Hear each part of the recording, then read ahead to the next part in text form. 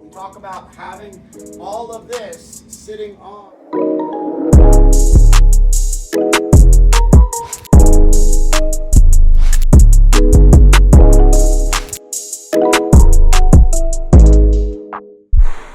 What's up, guys? Paul Oneid here, head coach, Master Athletic Performance, lead educator, Coach's Corner University. I think we made it to video 7 or 8 of 100 so far.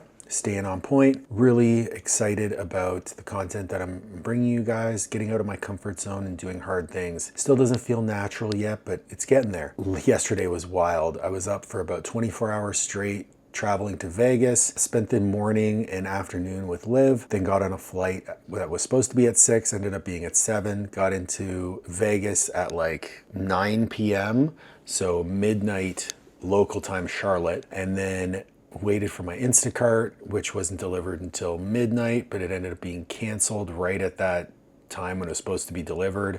It's life. I try to plan ahead, so that's going to be delivered this morning. This weekend I'm in town for a business mastermind. So a mastermind is essentially a group of small businesses that come together. This one is hosted by Justin Kavanaugh. It's going to be 2.5 intense days of education. Tonight we're going to do a session from about 6 to 10 p.m. Tomorrow is straight from 9 to 9 p.m.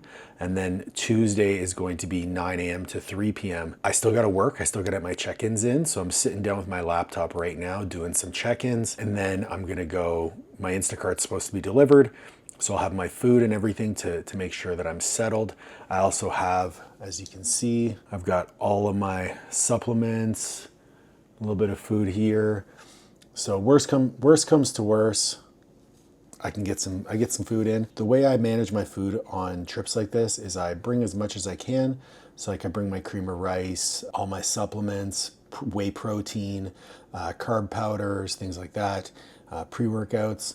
But the actual food itself, I'll just order Instacart, use the hotel fridge and the microwave, and we're good to go. This video is going to be about lessons learned in business that were most impactful for you. This is something that I think people forget. Yes, I am a big proponent of your service and the service delivery being the most important part of a coaching business. Like if you do not have 11 out of 10 coaching, you can't grow a business. And I think the gap that exists right now is that coaches learn so much about marketing and they don't learn enough about service delivery. And the service delivery isn't just the X's and O's of coaching, the macros, the sets, the reps. The actual business of coaching is how you create a system around your prescription of those macros, sets, reps, and how you form relationships.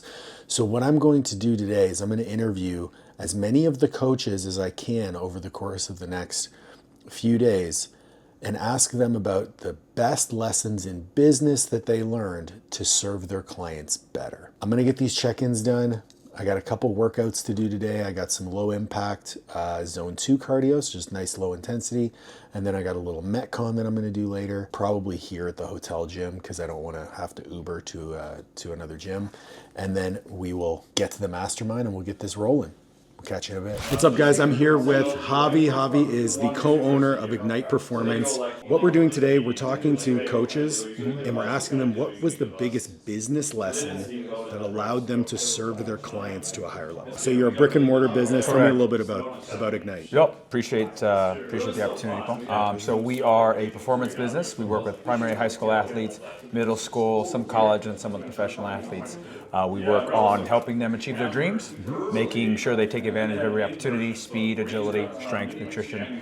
We've been open for about 8 years now. That's awesome. Yeah, thank you. Awesome. So business system that actually improved service delivery for clients. That's a great question. I think for us, it's making sure that we are doing what we say. So the fulfillment of what we say, so that way the client has an expectation and we're living up to that. So making sure that delivery of our service matches what we're selling, because I think when you have that gap between what you say you're going to do and what you actually do, right, that's where disappointment lives. So that's for us, that's helpful. Absolutely. Clarifying expectations from beginning to end and making sure that they know what they're going to get and then they get it. But I think part of that too, we talked about it yesterday, the coaching space is very diluted. So people are over-promising, they're under-delivering, and I would assume the majority of the people coming to you have had previous coaching experiences.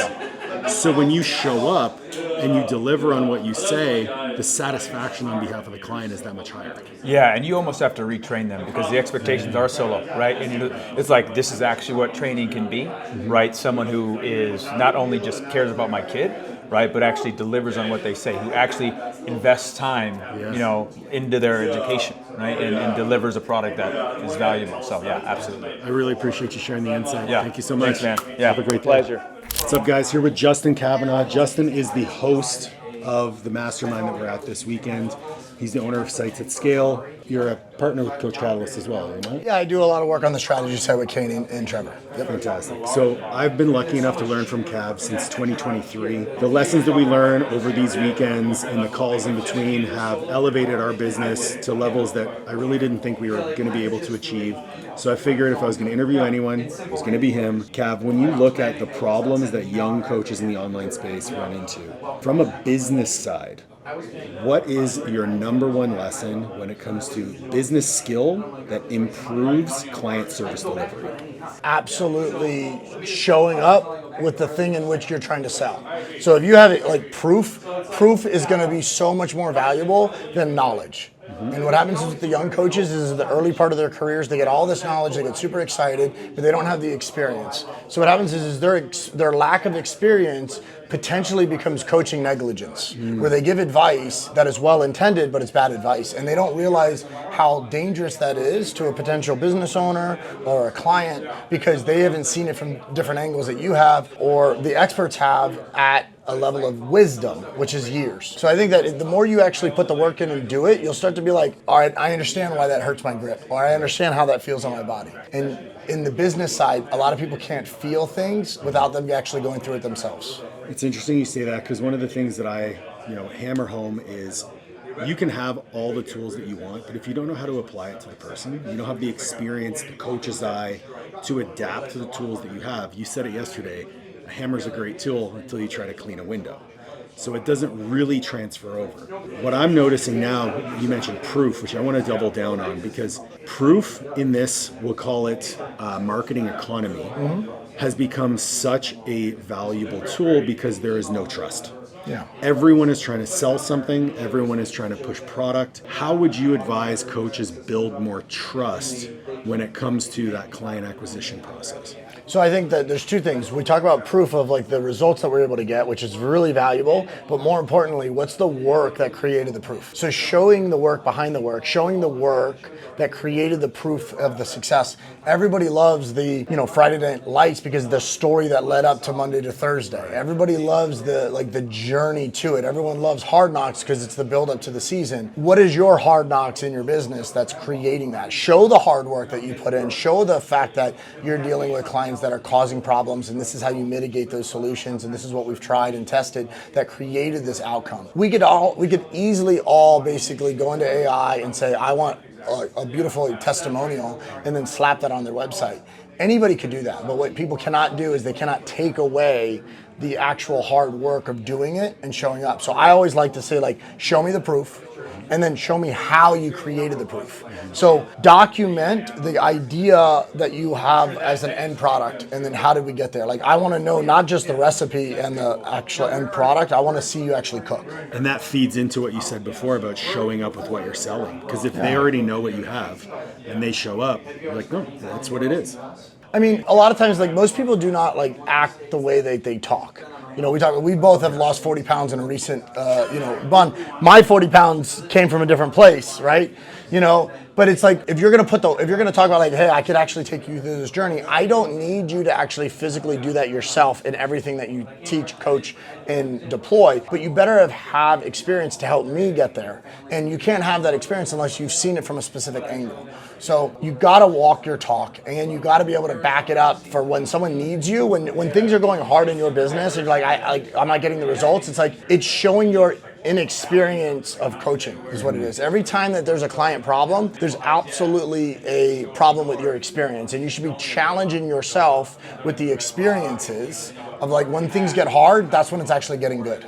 I love it. Cav, thank Cool. you very Always. much. Thank you, Appreciate sir. it. So Good side. here we are. We both clapped at the same time, which I think is amazing. We're sitting down because I have the angle on Kane, and he's... You look about the same height, right? Yeah, It's exactly. close. Kane is the owner of Coach Catalyst, co-owner of Coach Catalyst. Coach Catalyst is the app that Master Athletic Performance uses to deliver our coaching to our clients. It's tremendously improved our ability to serve at a high level, maintain great communications. Kane, you're the coaching business expert in this room. What is one lesson that you think would benefit young coaches on the business side of their operations that will actually improve the delivery of service to their clients? I think one of the biggest things is making sure you understand the difference between the sides of the customer journey.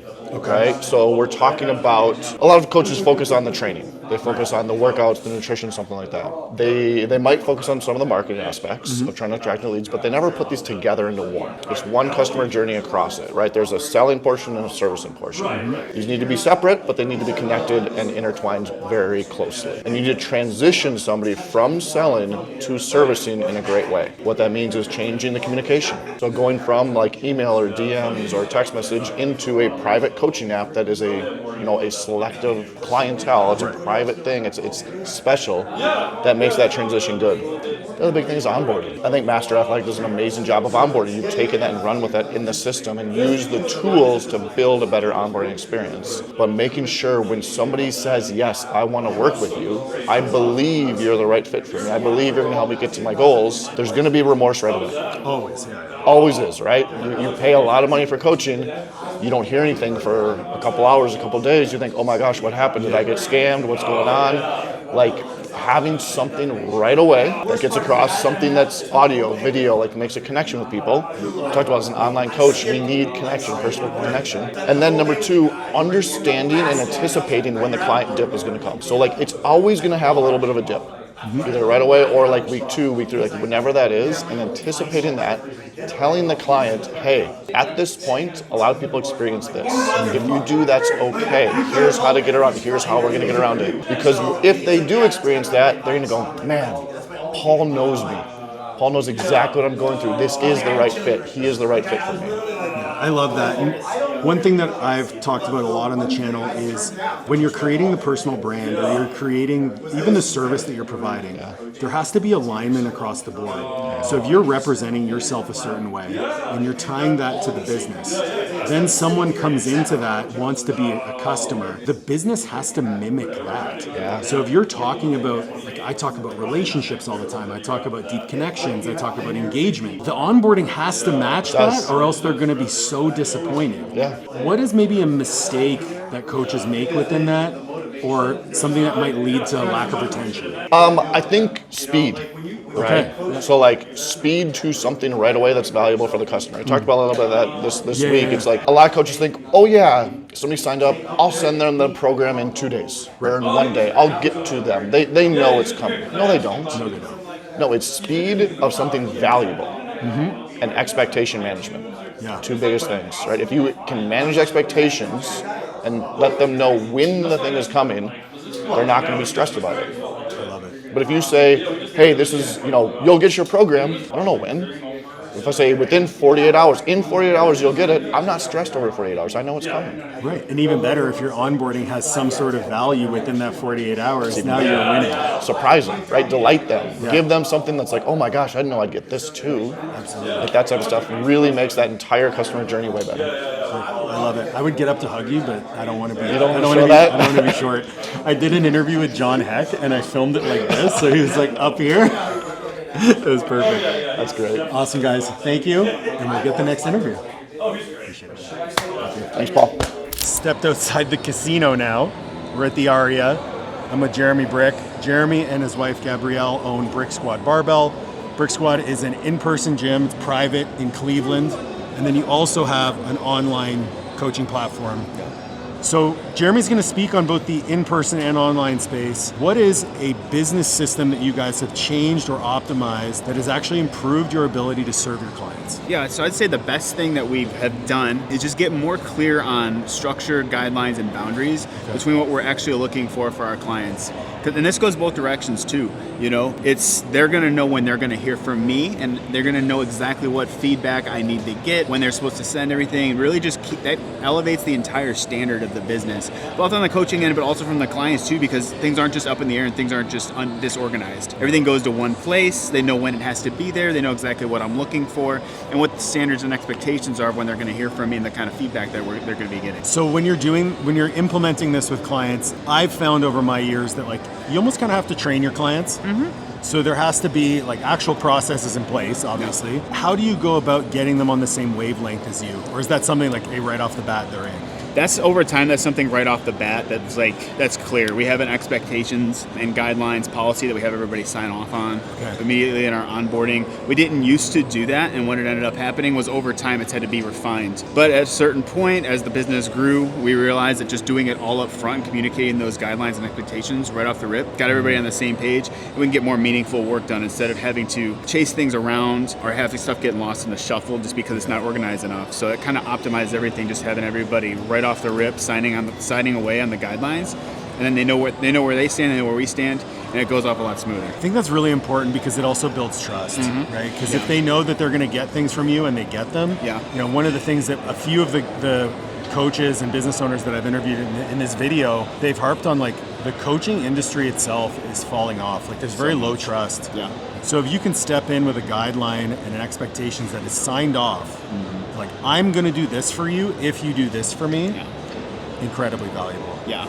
I'm sure it's helped also boost the community of the gym too, because you guys have a really robust online community, right? Yeah, absolutely. And having everybody on the same page, like I look at it like it becomes more of a community / team expectation. Like if you look at yourself in your business, you're like the head coach of it. Right. You know, so when if your clients are your team, everybody needs to be on the same page, you know, and I'm expecting them to adhere to a standard. They're expecting me to adhere to one, and it really just elevates the entire service. It becomes this super professional service. And like you said, with the trust deficit that we're in right now, that's paramount. Love it. You know? Thank you so much. Absolutely. Appreciate it. That was an insane 2.5 days. Conference started off Sunday. We had a welcome dinner, just kind of an orientation, lay of the land. That was a couple hours. We all talked about what our priorities were. For myself and Master Athletic Performance, the goal is to continue to serve our people at the highest level. So implementing systems and processes that can allow us to do that in an efficient way. And then for Coaches Corner University, that's where my attention is being brought, because I see Coaches Corner University as a way for me to increase my impact in the industry. I see this industry as one that is really struggling.